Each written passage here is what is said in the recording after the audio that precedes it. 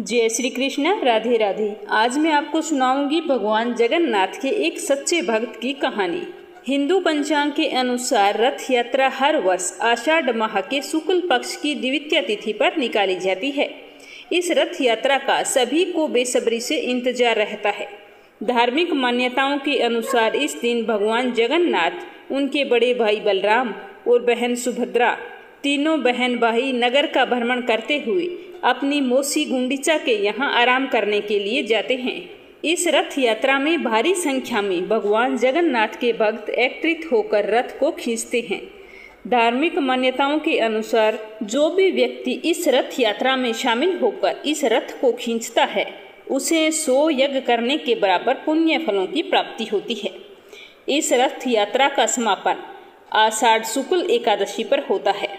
जो भक्त सच्चे मन से भगवान जगन्नाथ की पूजा आराधना करता है, उसके ऊपर भगवान जगन्नाथ का आशीर्वाद हमेशा बना रहता है। मान्यता के अनुसार रथ यात्रा के दिनों में भगवान जगन्नाथ की चमत्कारी कहानियाँ, भगवान के सच्चे भक्तों की कहानियाँ और भगवान के भोग की कहानियाँ, माता लक्ष्मी की और भगवान श्री कृष्ण की कहानियाँ, इन सब कहानियों का इन दिनों में ज़्यादा से ज़्यादा स्मरण करते रहना चाहिए। जब भी आप भगवान जगन्नाथ की पूजा करें तो भगवान जगन्नाथ की व्रत कथा और कहानी सुनते हैं तो बाद में भगवान जगन्नाथ की पूजा में उनकी आरती जरूर करनी चाहिए, क्योंकि आरती का विशेष महत्व होता है। भगवान जगन्नाथ की रथ यात्रा को लेकर भगवान के भक्तों के मन में अनेकों सवाल होते हैं कि रथ यात्रा क्यों निकाली जाती है और रथ में सवार होकर तीनों भाई बहन अपनी मौसी के यहाँ गुंडीचा क्यों जाते हैं। मान्यता के अनुसार कहा जाता है कि जब भगवान जगन्नाथ और उनके भाई बलभद्र और बहन सुभद्रा का मूर्ति रूप में राजा इंद्रद्युम्न के घर स्वयं विश्वकर्मा ने लकड़ी की मूर्तियों के रूप में तराशा था, और फिर जब उन्हें वैदिक रीति से जगन्नाथपुरी के मंदिर में स्थापित करने के लिए ले जाया जा रहा था, तो रानी गुंडीचा की आंखों में आंसू आ गए, क्योंकि राजा इंद्रद्युम्न के कोई संतान नहीं थी। तब कहा जाता है कि भगवान जगन्नाथ ने दर्शन देकर रानी गुंडीचा से कहा था कि मैं आपका पुत्र हूँ, मैं आपसे वादा करता हूँ कि आज से मैं और बलभद्र दोनों आपके पुत्र होने का हर फर्ज निभाएंगे और साल में एक बार हम तीनों भाई बहन आपसे मिलने के लिए अवश्य आएंगे और आपसे खूब सेवा करवाएंगे। आप मेरी माँ हो, आपको दुखी होने की कोई ज़रूरत नहीं है। कहा जाता है कि तभी से हर साल भगवान जगन्नाथ अपने भाई बहन के साथ रथ में सवार होकर अपनी मौसी गुंडीचा के यहाँ जाते हैं और खूब आव भगत करवाते हैं। तो आइए अब सुनते हैं भगवान जगन्नाथ के एक सच्चे भगत की कहानी। इस भगत का नाम है रघु। रघुदास भगवान रामचंद्र का सच्चा भगत था। वह पुरी में जगन्नाथ मंदिर के सिंह द्वार के पास एक बड़ी छतरी के नीचे रहा करता था। एक बार जब वह भगवान जगन्नाथ के दर्शन करने के लिए गया तो उन्होंने जगन्नाथ की वेदी पर राम, लक्ष्मण और सीता जी के दर्शन किए। उस दिन से उन्हें विश्वास हो गया कि भगवान जगन्नाथ भगवान रामचंद्र से अलग नहीं है। तो रघु ने भगवान जगन्नाथ के प्रति मैत्रीपूर्ण प्रेम साख्य रस का विकास किया। एक बार रघु सोचने लगा कि मैं भी कोई अच्छी सी चीज़ भगवान जगन्नाथ को चढ़ाऊं जिससे भगवान जगन्नाथ खुश हो जाए।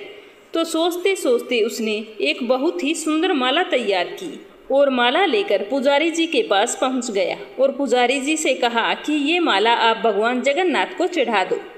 लेकिन पुजारी जी तो इसे हाथ भी नहीं लगाना चाहते थे, क्योंकि रघु ने केले के पेड़ की छात्रा से बनी डोरी का इस्तेमाल इसके अंदर किया था। उस समय जगन्नाथ के मंदिर में ऐसी चीजों का प्रयोग नहीं किया जाता था। तो पुजारी ने रघु से कह दिया कि इस माला को चढ़ाना तो दूर, मैं इसे हाथ भी नहीं लगाऊंगा। तो यह सुनकर रघु को बहुत ही दुख हुआ। वह बहुत ही दुखी मन से मंदिर से बाहर निकल आया। मंदिर से बाहर निकलते समय उसे बहुत ही निराशा हो रही थी। उस दिन मंदिर के बाहर उस छतरी के नीचे वो नहीं रुका, वह सीधा अपने घर आ गया। उसी दिन शाम को पुजारी आरती समाप्त कर रहे थे तो भगवान के शयन से पहले पुजारी उन्हें एक विशेष प्रकार की पोशाक पहनाते हैं, जिसे बड़ा श्रृंगार वेशा कहा जाता है। भगवान को श्रृंगारित करने के बाद पुजारी जी ने उनके शरीर पर फूलों को सजाना शुरू किया। लेकिन आश्चर्य की बात ये थी कि भगवान का शरीर एक फूल का भी नहीं बचा था। तो यह देखकर सारे पुजारी चिंतित हो गए। वो सोचने लगे कि हमसे कोई अपराध तो नहीं हो गया, लेकिन सोचने से क्या हो सकता था। सभी ने यह निर्णय लिया कि जब तक हमें पता नहीं चल जाता कि हमसे क्या अपराध हुआ है, तो हम सब मंदिरों में ही सोएंगे और तब तक भोजन भी नहीं करेंगे। हम सारे पूर्ण उपवास रखेंगे जब तक भगवान अपनी दृष्टि में उन्हें अपराध के बारे में नहीं बताएंगे। तो निर्णय के अनुसार उसी दिन से सारे पुजारी मंदिर में ही सोने लगे और किसी ने भोजन भी नहीं किया। तो रात को भगवान जगन्नाथ मुख्य पुजारी के सपन में आए और बोले कि मेरे भक्त रघुदास मेरे लिए एक फूल की माला लेकर आया था। उन्होंने इसे बहुत ही प्रेम और भक्ति से तैयार की थी। आपने डोरे की बाहरी विशेषताओं का आकलन किया और उसे मेरे गले लगाने से मना कर दिया। आप नहीं जानते कि उसने कितनी प्रेम और भक्ति से उसे पिरोया था। मुझे यह बिल्कुल भी अच्छा नहीं लगता। अब आपको पता है मेरा भक्त कहाँ है। मेरा द्वार छोड़कर अपने घर में दुखी हुआ पड़ा है। वह लगातार रो रहा है। उसने भोजन भी नहीं किया। वो अभी तक मेरा ही स्मरण कर रहा है। यह कहकर भगवान जगन्नाथ अंतर्ध्यान हो गए। उसी समय पुजारी की आंख खुल गई। उसने दूसरे पुजारियों को जगाया और सपोन वाली सारी बात उन्हें बताई। तो यह जानकर सारे बहुत ही दुखी हुए कि हमने रघुदास के साथ गलत व्यवहार किया है। अब हमें उनके घर चलना चाहिए और माफ़ी मांगनी चाहिए। ये सोचकर सारे पुजारी रात को ही रघुदास के घर गए। रघुदास के घर जाकर उससे अपने किए के लिए क्षमा मांगी और कहा कि चलो हमारे साथ, और वो माला भी ले लो अपने मंगल भगवान जगन्नाथ को समर्पित करने के लिए। यह जानकर रघुदास को बहुत ही खुशी हुई कि भगवान स्वयं जगन्नाथ ने मेरी माला के लिए स्वीकृति दी है। तो रघुदास तो परम आनंद में था। उसने जल्दी से माला को उठाया और पुजारियों के साथ मंदिर की ओर चल पड़ा। वहां जाकर भगवान जगन्नाथ को माला पहनाई। अब तो वह भगवान जगन्नाथ का और भी पक्का भक्त बन गया था। दिन रात भगवान जगन्नाथ का ही स्मरण किया करता था। एक बार की बात है, रघुदास बहुत ही गंभीर बीमारी से पीड़ित हो गए। उनकी तबीयत इतनी खराब हो गई कि वे नजरें उठाकर नहीं देख सकते थे, ना ही बैठ सकते थे। उठने बैठने की और सोचने समझने की शक्ति बिल्कुल ही खो चुके थे। हालत इतनी खराब थी कि उन्हें अपने बिस्तर के अंदर ही मल मूत्र त्याग करना पड़ रहा था। रघुदास बहुत ही बीमार होने के कारण खुद की मदद करने में बिल्कुल ही असमर्थ थे। तभी वहां पर एक छोटा सा लड़का रघुदास की सेवा के लिए अचानक से आ गया। उसने रघुदास की बहुत ही सेवा की। वह रघुदास की खूब सेवा करता, साफ सफाई करता उसकी और चंदन का तिलक लगाता। एक दिन जब रघुनाथ की तबीयत में थोड़ा सुधार हुआ तो उसने उस बालक को देखा। तो देखते ही वो पहचान गया कि ये बालक तो स्वयं भगवान जगन्नाथ हैं। तो रघु ने भगवान जगन्नाथ से कहा कि हे मेरे प्रिय भगवान, आप यहाँ क्या कर रहे हैं? तुम मेरी यह सेवा करके मुझे अपराधी बना रहे हो। मैं आपसे सेवा करवाकर और भी पापी होता जा रहा हूँ। ये सब आपने क्या किया? हे भगवान, आप बहुत दयालु हैं। आप ब्रह्मांड के भगवान हैं। आप सब कुछ करने में सक्षम हैं। अगर आप चाहते तो मेरी बीमारी को आसानी से ठीक कर सकते थे। तो आपने मुझे ठीक करने के बजाय आपने मेरी सेवा करनी शुरू कर दी। ऐसा क्यों किया आपने मेरे साथ? तो रघुदास की बात सुनकर भगवान ने उत्तर दिया कि हाँ, मैं आराम से ठीक कर सकता था, लेकिन मैं चाहता हूँ कि आप अपने सभी कर्मों से मुक्त हो जाएं, ताकि आप इस जीवन के अंत में मेरे निवास पर आएं। और रही सेवा करने की बात, तो जिस प्रकार तुम्हें मेरी सेवा करने में आनंद आता है, वैसे ही मुझे अपने भक्तों की सेवा करने से खूब आनंद मिलता है। मैं हमेशा आपकी सेवा चाहता हूँ। मुझ में और मेरे भक्त में कोई अंतर नहीं है। इस प्रकार उन दोनों के संबंध बहुत ही अच्छे बन गए। रघु बहुत ही सरल स्वभाव का था। उसका स्वभाव एक छोटे लड़के जैसा था। भगवान जगन्नाथ के साथ उनका संबंध बहुत ही मैत्रीपूर्ण था। कभी कभी भगवान एक लड़के का रूप धारण करके उसके पास आते और वे दोनों एक साथ रहते। सभी लोगों को इस बात का पता था कि भगवान जगन्नाथ रघु के पास आते हैं, तो सारे लोग रघु का खूब आदर किया करते थे। एक बार भगवान जगन्नाथ रघु के पास आए और बोले कि चलो राजा के बगीचे से कटहल चोरी करके लाते हैं, दोनों साथ चलेंगे। तो रघु ने कहा कि तुम कटहल क्यों चुराना चाहते हो? अगर तुम्हें कटहल खाने की इच्छा है तो एक शानदार कटहल राजा को पूछकर मैं ले आता हूँ। कि ऐसी कोई बात नहीं है, इस तरह तो मुझे अपने भगत से सब कुछ मिल रहा है। सच बात तो ये है कि मेरे पास सब कुछ है। यशोदा माता मुझे खूब माखन खिलाए और खूब प्यार दी, लेकिन फिर भी मैं माखन चुराने के लिए औरों के घर जाता हूँ। चुराई गई वस्तुओं में खूब मजा आता है।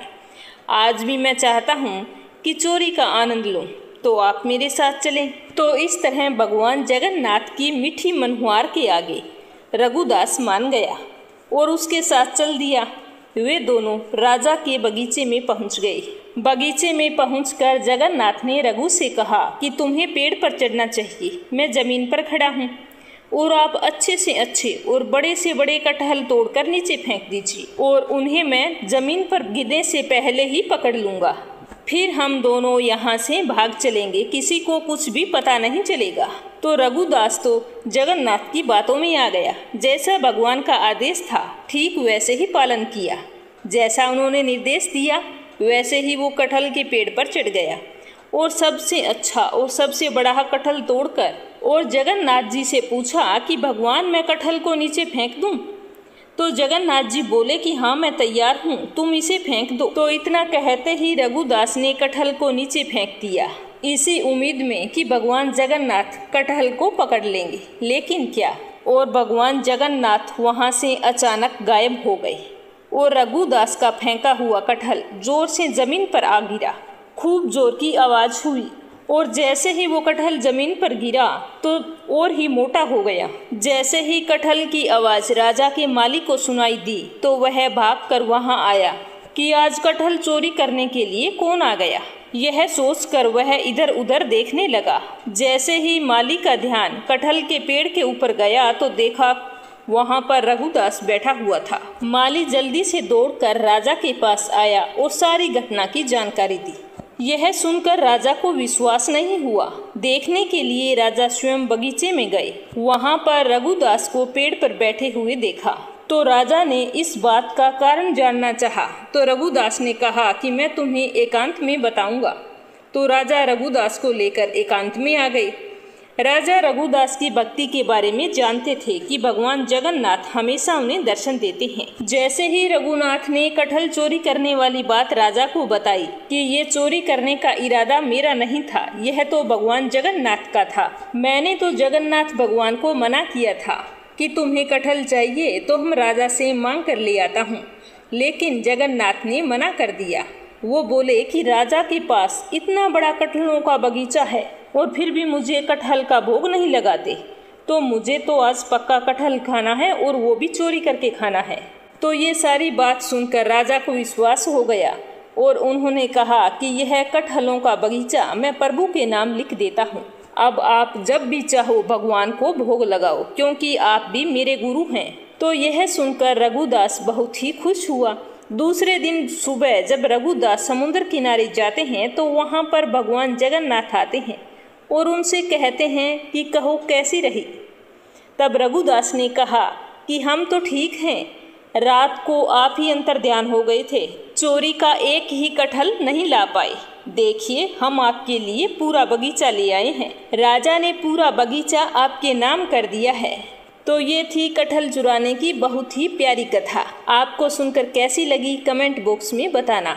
कहा जाता है कि भगवान अपने भक्तों के साथ ऐसे ही खेल खेलने के लिए आते हैं और जब भक्त संकट में हो तो उनकी रक्षा भी खूब करते हैं। बोलो जगन्नाथ भगवान की जय हो। अब सुनते हैं दूसरी कहानी ऐसे ही सच्चे भक्त की। मान्यता के अनुसार सुदामा ने सबसे पहले भगवान श्री जगन्नाथ जी का पूजन किया था। पूजन के लिए जब सुदामा जी जगन्नाथ जी धाम गए थे तो उन्हें रास्ते में कई दुखी और पीड़ित लोग मिले थे। तो सुदामा ने उन्हें आश्वासन दिया था कि मैं जगन्नाथ धाम जाकर दरबार में आपके सुख के लिए भी अवश्य मन्नत मांगूंगा। बताया जाता है कि सुदामा की श्रद्धा देखकर भगवान जगन्नाथपुरी के बाहर एक ब्राह्मण के वेश में खड़े हो गए थे। जब सुदामा वहां पहुंचे तो ब्राह्मण को देखकर ब्राह्मण से जगन्नाथ धाम का पता पूछा। तो भगवान ने ब्राह्मण के वेश में उन्हें बताया कि पीछे जो आग का गोला है उसमें प्रवेश करने के बाद ही भगवान के दर्शन होंगे। तो आग के गोले को देखकर सुदामा एक बार तो घबरा गई, लेकिन जैसे ही गोले में प्रविष्ट होने के लिए आगे बढ़े तो भगवान ने खुश होकर उन्हें वहां पर साक्षात दर्शन दिए और वरदान देते हुए कहा कि मांगो, क्या मांगते हो। तो सुदामा ने कहा कि मुझे रास्ते में बहुत सारे पीड़ित और दुखी लोग मिले थे, उन्हीं के दुख दूर करने की प्रार्थना करता हूँ। आप मुझे उनके दुख दूर करने का कोई उपाय बताएं। तो भगवान जगन्नाथ ने सुदामा को एक बैंत दिया और कहा कि जिसके भी इस बैंत की मारोगे उसके सारे कष्ट दूर हो जाएंगे। मान्यता है कि तभी से चैत्र माह के शुक्ल पक्ष शुरू होने पर और आषाढ़ माह के शुक्ल पक्ष शुरू होने पर श्रद्धालु भक्ति पूर्वक भगवान जगन्नाथ जी का पूजा अर्चना करते हैं और कथा सुनते हैं। बाद में उनके बैंत खाकर अपने कष्ट दूर करने की प्रार्थना करते हैं। तो अब अपने सुनेंगे भगवान जगन्नाथ जी की बहुत ही सुंदर व्रत कथा। बोलो भगवान जगन्नाथ जी की जय हो। एक बार कर्माबाई नाम की एक महिला रहती थी। वह महिला भगवान जगन्नाथपुरी की भक्ति में खोई रहती थी। भगवान जगन्नाथ की अनन्य भगत थी। भगवान श्री कृष्ण की परम उपासक ठाकुर जी के बाल रूप से रोजाना वह ऐसे बातें करती जैसे ठाकुर जी उनके पुत्र हों और उनके घर में वास करते हों। एक दिन कर्माबाई की इच्छा हुई कि ठाकुर जी को फल मेवे की जगह कुछ अपने हाथों से बना हुआ खिलाऊं। तो उन्होंने जगन्नाथ प्रभु को अपनी इच्छा बतलाई और कहा कि मैं आज मेरे हाथों से बनाया हुआ तुम्हें कुछ भोग लगाना चाहती हूँ, इसीलिए मुझे बताओ कि मैं तुम्हें क्या खिलाऊं। ये मेरी दिली इच्छा है। तो भगवान तो भक्तों के लिए सर्वथा प्रस्तुत है। भगवान जी बोले कि माँ, जो भी आपने बनाया हो वही खिला दो, आज तो बहुत जोरों की भूख लगी है। और कुछ मत बनाना, क्योंकि मुझे बहुत जोरों की भूख लगी है, मुझसे इंतजार नहीं होगा। अब जल्दी करो, जो भी बनाया है जल्दी से ले आओ। इतना सुनते ही कर्माबाई तो बहुत ही खुश हुई। उसने उस दिन खिचड़ी बनाई थी तो ठाकुर जी को खिचड़ी खाने के लिए दे दी। प्रभु बड़े चाव से खिचड़ी खाने लगे और कर्माबाई ये सोचकर भगवान को पंखे से हवा देने लगी कि कहीं गर्म खिचड़ी से मेरे ठाकुर जी का मुंह ना जल जाए। संसार को अपने मुख में समाने वाले भगवान को कर्माबाई एक माता की तरह पंखे से हवा डाल रही थी और भगवान जगन्नाथ भगत की भावना में भाव विभोर होकर जल्दी जल्दी खिचड़ी खा रहे थे। सारी खिचड़ी खत्म करके भगवान जी ने कहा कि माँ, मुझे आज तो खिचड़ी बहुत अच्छी लगी। आप ऐसा करना, आप रोजाना मेरे लिए खिचड़ी ही बनाना, मैं तो रोज यहीं आकर खा जाया करूँगा। तो यह सुनकर कर्माबाई की खुशी का कोई भी ठिकाना नहीं रहा। अब तो रोजाना कर्माबाई रोज सुबह जल्दी उठती और सबसे पहले खिचड़ी बनाती, बाकी सब कुछ बाद में करती। भगवान जी भी सुबह सवेरे दौड़े दौड़े आते और आते ही कहते, माँ, जल्दी से मेरी प्रिय खिचड़ी लाओ। बस इतना कहते ही कर्माबाई जल्दी से खिचड़ी ले आती और भगवान जी को बड़े प्रेम से खिलाती और भगवान जी खिचड़ी खाने के बाद रोजाना तारीफ करते हुए चले जाते। अब प्रतिदिन दोनों का यही कर्म बन गया। भगवान सुबह सुबह आते, भोग लगाते, माँ की तारीफ करते और फिर चले जाते। एक बार की बात है कि एक महात्मा कर्माबाई के घर आया और कहा कि माताजी, मैं आपके घर एक रात विश्राम करना चाहता हूँ, सुबह जल्दी चला जाऊँगा। तो कर्माबाई ने कहा, कोई बात नहीं, ठीक है, हाथ मुंह धो लो और भोजन करो, सुबह चले जाना। तो महात्मा जी ने देखा कि कर्माबाई ने बड़े ही श्रद्धा भाव से सेवा की है।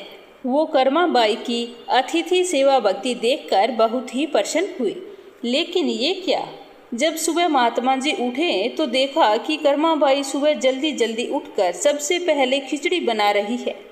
तो महात्मा जी तो नाराज हो गई और कहने लगे कि माताजी, आप यह क्या कर रही हैं? बिना नहाए धोए रसोई घर में घुस गई और भोजन बना रही है, ये सही नहीं है। एक महिला को बिना नहाए धोए रसोई में कभी भी प्रवेश नहीं करना चाहिए। आपको सबसे पहले नहा धोकर पूजा पाठ करनी चाहिए, लेकिन आपको तो अपने पेट की चिंता सता रही है, पूजा पाठ कब करें? तो कर्माबाई बोली कि क्या करूं महाराज, संसार जिस भगवान की पूजा अर्चना कर रहा होता है वही सुबह सुबह भूखे हो जाते होंगे। यही सोचकर मैं सब कुछ छोड़ छाड़ कर पहले उनके लिए खिचड़ी बनाती हूँ ताकि वो खा पी कर पूजा अर्चना के लिए मंदिर में आराम से बैठ जाए। हे महाराज, मुझे तो भगवान के भूख की चिंता है, मुझे मेरे पेट की चिंता नहीं है। तो यह सुनकर महात्मा जी कर्माबाई को समझाने लगे कि माता जी, तुम भगवान को अशुद्ध कर रही हो। अब से ऐसा करना है कि सुबह पहले स्नान करना है और उसके बाद में रसोई की साफ सफाई करनी है, पूजा पाठ करनी है और उसके बाद में भगवान के लिए भोग तैयार करना है। इस तरह साधु महाराज कर्माबाई को समझाकर चले गए। तो कर्माबाई ने दूसरे दिन जैसा साधु महाराज ने कहा था वैसा ही किया। जैसे ही सुबह हुई भगवान आए और बोले कि माँ, मैं आ गया हूँ, खिचड़ी लेकर आओ। तो कर्माबाई ने कहा कि प्रभु, एक बार रुको, मैं स्नान कर रही हूँ। थोड़ी देर बाद भगवान ने फिर से आवाज़ लगाई कि जल्दी करो माँ, मेरे मंदिर के पट खुल जाएंगे, मुझे जाना होगा। तो वह फिर बोले कि अभी एक बार रुक जाओ, मैं रसोई की सफाई कर रही हूँ। भगवान सोचने लगे कि आज माँ को क्या हो गया, ऐसा तो पहले कभी नहीं हुआ, लगता है आज तो भूखा ही जाना पड़ेगा। यही सोचकर खिचड़ी का इंतजार कर रहे थे। कर्माबाई ने पहले स्नान किया, उसके बाद रसोई की सफाई की, उसके बाद में खिचड़ी बनाई। खिचड़ी बनते ही भगवान को आवाज़ देकर खिचड़ी परोस दी। तब भगवान ने जल्दी जल्दी खिचड़ी खाई, परंतु आज की खिचड़ी में रोज वाले भाव का स्वाद नहीं आया था। फिर भी उन्होंने जल्दी जल्दी खिचड़ी खत्म की और बिना कुछ बोले जल्दी जल्दी में बिना पानी पिए ही मंदिर की ओर भाग चले। बाहर निकलते ही भगवान ने जब साधु महात्मा को देखा तो वो समझ गए कि अच्छा ये बात है। अब मेरे समझ में आई कि मेरी माँ ने आज खिचड़ी बनाने में इतनी देरी कैसे कर दी। पहले स्नान, रसोई घर की सफाई और पूजा पाठ की पट्टी इसी साधु महात्मा ने पढ़ाई है। ये सब कुछ सोचते हुए भगवान जी जल्दी से जाकर मंदिर में बैठ गए। पूजा पाठ का टाइम हो चुका था। ठाकुर जी के मंदिर के पुजारी ने जैसे ही मंदिर के पट खोले तो देखा कि भगवान के मुख पर तो खिचड़ी लगी थी। पुजारी जी बोले कि प्रभु जी, ये खिचड़ी आपके मुख पर कैसे लग गई? तो पुजारी की बात सुनकर भगवान ने कहा कि पुजारी जी, अब मैं आपसे क्या छुपाऊं? मैं रोजाना मेरी कर्माबाई के घर पर खिचड़ी खाकर आता हूँ। रोजाना तो जब मैं कर्माबाई के घर जाता था तो मुझे खिचड़ी बनी हुई तैयार मिलती थी, लेकिन आज मैं खिचड़ी खाने के लिए गया तो माँ ने कहा कि पहले मैं स्नान करूँगी, उसके बाद रसोई की सफाई करूँगी, पूजा पाठ करूँगी, उसके बाद में खिचड़ी बनाऊँगी। तो मेरी माँ ने इतने सारे काम करके उसके बाद में खिचड़ी बनाई और मैं वहाँ पर बैठा इंतज़ार कर रहा था। इसी वजह से मुझे देरी हो गई और मैंने जल्दी जल्दी खिचड़ी खाई और बिना मुँह धोए जल्दी से मंदिर में आ गया। आप मेरे लिए एक काम करो, उस गांव में जाओ, वो साधु महात्मा अभी तक वहीं पर रुका हुआ है, उसको समझाओ उसने मेरी माँ को ऐसी गलत पट्टी कैसे पढ़ाई है। कर्माबाई मेरी माँ है। एक माँ को अपने बच्चे को खाना खिलाने से पहले स्नान करने की कोई भी ज़रूरत नहीं होती। तो आप महात्मा को जाकर कहो कि आपने एक माँ को अपने बेटे के लिए ऐसी गलत पट्टी कैसे पढ़ाई। तो भगवान जी के कहे अनुसार पुजारी जी उस गांव में गए और जाकर महात्मा जी से सारी बातें कही कि भगवान तो भाव के भूखे हैं और ये कर्माबाई ये तो भगवान जी की माँ हैं। यह सुनकर महात्मा जी घबराए और जल्दी से कर्माबाई के पास गए और जाकर कहा कि माता जी माफ़ कर दो, ये नियम धर्म तो हम संतों के लिए है। आप तो जैसे पहले खिचड़ी बनाती थी वैसे ही बनाएं, आपके भाव से ही ठाकुर जी खिचड़ी खाते रहेंगे। तो यह सुनकर कर्माबाई बहुत ही खुश हुई, क्योंकि उस दिन जब साधु महाराज के कहे अनुसार कर्माबाई ने खिचड़ी बनाई थी और भगवान ने जल्दी जल्दी खाई और बिना पानी पिए चले गए, तो इस बात का कर्माबाई को बहुत ही तो अफसोस था। वो बस पूरा दिन यही सोच रही थी कि कहीं मेरे भगवान का मुंह ना जल गया हो, क्या पता भर पेट खिचड़ी खाई थी या भूखे ही चले गए, रात को नींद कैसे आएगी, बस इसी तरह का विचार कर रही थी। तो दूसरे दिन कर्माबाई ने सुबह उठते ही सबसे पहले खिचड़ी बनाई और भगवान की प्रतीक्षा करने लगी। तभी भगवान जी आए और बोले कि माँ जल्दी से खिचड़ी लाओ, बहुत जोरों की भूख लगी है। तो कर्मा बाई ने हमेशा की तरह बड़े ही स्नेहपूर्वक भगवान जी को खिचड़ी परोसी और पंखे से हवा दी। तो भगवान को आज हमेशा की तरह खिचड़ी में वही स्वाद आ रहा था और बहुत ही खुशी हो रही थी। खिचड़ी खत्म करते ही भगवान जी ने कर्मा बाई से कहा कि माँ, इस तरह ही रोजाना खिचड़ी बना लिया करो। कल तो आपने ना जाने क्यों देरी कर दी, मेरा तो पूरा पेट ही नहीं भरा, मैं सारा दिन भूखा बैठा रहा। मुझे आपकी बनाई ये खिचड़ी बहुत ही स्वादिष्ट लगती है।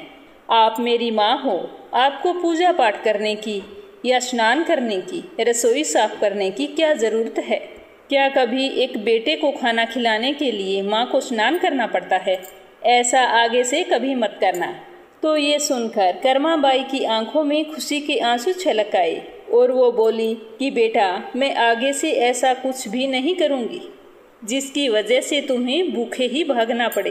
तो इस तरह माँ बेटे का कर्म फिर से चलने लगा। चलते चलते सालों बीत गए। फिर एक दिन ऐसा आया कि कर्मा बाई के प्राण छूट गए। उस दिन पुजारी जी ने जैसे ही मंदिर के पट खोले तो देखा कि भगवान जी की आंखों में आंसू हैं और प्रभु रो रहे हैं। तो पुजारी जी ने भगवान जी से रोने का कारण पूछा तो रोते हुए भगवान बोले कि पुजारी जी, आज मेरी माँ कर्मा बाई इस लोक को छोड़कर मेरे निज लोक को विदा हो गई है। अब मुझे खिचड़ी बनाकर कौन खिलाएगा? यह कहकर प्रभु जी तो रोने लगे। तो पुजारी जी ने कहा कि प्रभु जी, आप चुप हो जाओ, आपको माँ की कमी महसूस नहीं होने देंगे। आज के बाद से मेरा ये वादा है आपसे कि आपको सबसे पहले खिचड़ी का ही भोग लगाया जाएगा। कहा जाता है कि तभी से लेकर आज तक श्री भगवान जगन्नाथ जी को सबसे पहला भोग खिचड़ी का ही लगाया जाता है।